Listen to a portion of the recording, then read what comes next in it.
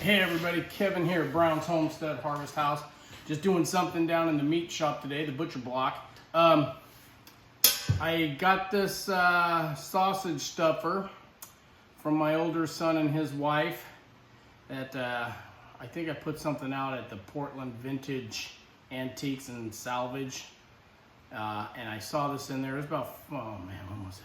3-4 months ago. Anyways, they surprised me after we left and they went and got it for me. It's badass. It's a vintage antique. It's a John Wagner #2 sausage press, patented in 1859. John Wagner did some improvements on a sausage press, got a patent in 1859 in Pennsylvania. It's pretty heavy.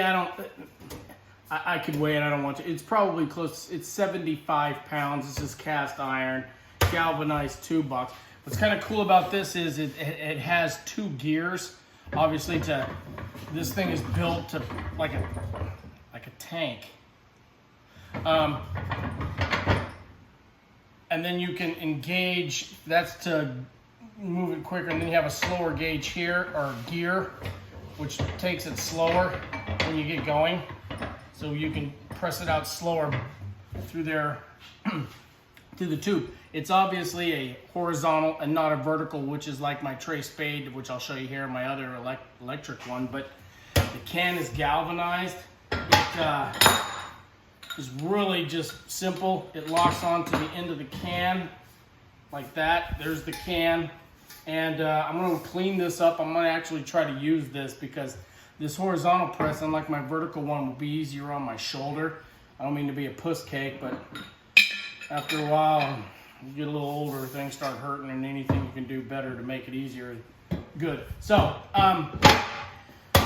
yeah, it's a tank. I love it. It was a good surprise. I appreciate it from Clint and Lillian, and but we'll put it to use and I'll get a video out on that. This is the horizontal, and I'll turn it around real quick and show you the tray spade and the vertical press, but this thing is built. So I really appreciate it. Let me show you that tray spade real quick. See, that's the tray spade. That's just the name of it, made in Italy.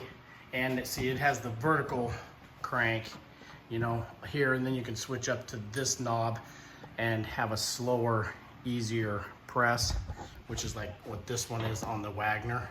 Just goes a little slower and it's easier. The only thing with this one, the Wagner, we'll see how it works, but there isn't a rubber gasket obviously or anything here, but it's pretty tight, less than 1/8 of an inch.